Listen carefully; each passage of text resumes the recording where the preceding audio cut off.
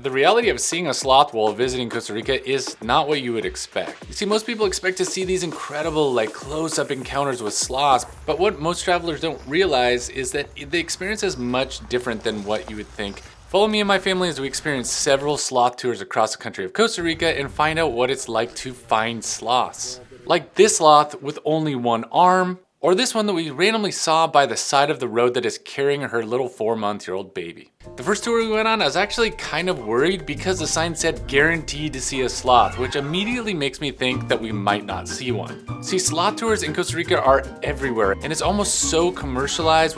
It makes it seem like sloths are everywhere and that you could just find them anywhere, but the reality is a little bit different than what you think. First of all, what you don't realize is that they are almost always way up in these tree canopies, and without a guide, you're not gonna see anything. You could go out and do this on your own. You're likely not gonna see much because you don't know what to look for.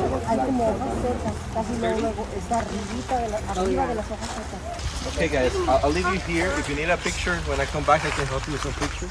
I'm gonna look for something. I heard there's a snake around here. And at first you look up in the trees and you're like, there is nothing to see. I have no idea what I'm looking at. I'm just looking at a bunch of leaves and and it's raining in your eyes and it's a little bit uncomfortable. But what you're looking for is a spot of hair that looks like a little oval or like a little ball shape of hair. You see, sloths sleep like 20 hours out of the day or more. So most of the times they're actually way high up in the trees so that they can be protected and they can sleep a majority of the day. One of the nice things about this tour that was really cool is that the kids had a really nice trail to walk on. This was a very level, maintained trail that everybody could walk on. And we actually ended up going early in the morning, which is what I would recommend doing if you're going to see any sort of wildlife, especially sloths. Basically, these guys use these spotting scopes and they help you see them and take pictures and photos and videos where you normally couldn't. Even me with my big zoom lens couldn't see nearly as well as the spotting scope. See, yeah, so like, okay, look, see where Henry's head is? You see it? Follow Henry's head all the way up. And of course, sloths are what everybody wants to see on these tours, but it's not just about seeing sloths. There are tons of other wildlife, like this poisonous dart frog, which I think the name of this is like the poison dart frog with blue jeans or something like that. It's really bright red and bright blue, which is really cool to see. Very small, like to hop around a lot. Really easy to see when it's moving, actually pretty hard to see even though it's bright red up against a brown background. And we saw other animals like owls and tons of these ants that were carrying these leaves, which at first looks really cool, but then you realize they're literally crawling everywhere. And this is one of the most poisonous frogs that they have on the entire property. I forget what they called. I already forget what the name of the frog is, but the guide had to actually get up really close and put his camera in there. They're actually pretty hard to see. It's eating, look. It's gonna do how it's stung. Come on. This is a poisonous banana tree. You're not supposed to eat these. The bright pink colors means don't eat them. So we continued our tour, and walking back, we just saw more and more people and lots more noises and people and kids crying. So always go early in the morning if you get an opportunity to go, because a lot of sloths are nocturnal. Half of them are nocturnal. The other ones are active during the daytime. So actually half the sloths you can't even see during the day. They're just sleeping. Okay, so we get up the next day and it is completely foggy like you wouldn't believe, like a rainforest.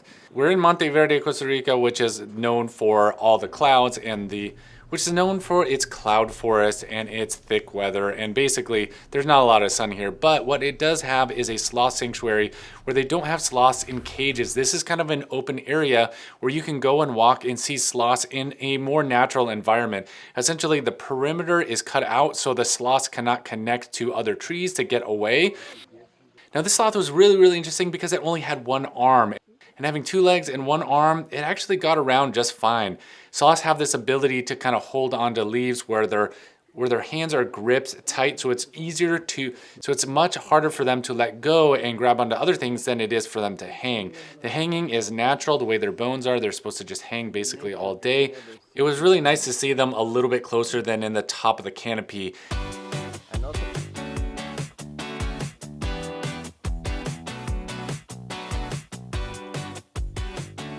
And of course, this park had other things like this jaguar, which seemed very interested in the little kid that was with us, and this tamer, I'm not sure I pronounced that name right, but actually a really cool wildlife sanctuary that is more or less off the map. A lot of people, I looked at Google Maps extensively before this trip, and I could not believe that I couldn't believe that I couldn't find this place. This was a little bit off the map. And to be honest, the sloths were just so cool and curious to watch. We could have just sat and photographed them and filmed them basically all day. They were just kind of like taking a lazy nap, eating a little bit, going to sleep. They just look so relaxing. It's sort of like seeing turtles in Hawaii where you're watching them just kind of swim in the water. They're just so calm and peaceful.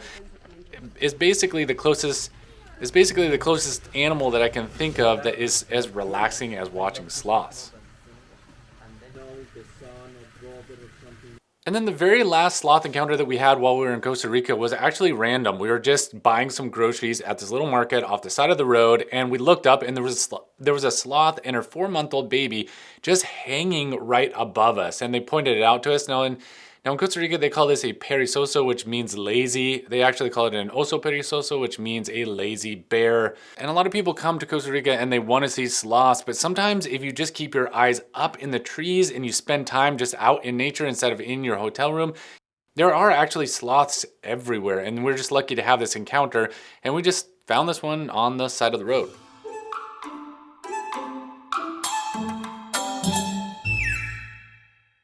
I look forward to seeing your comments, and I'll see you on the next video. Thanks for watching.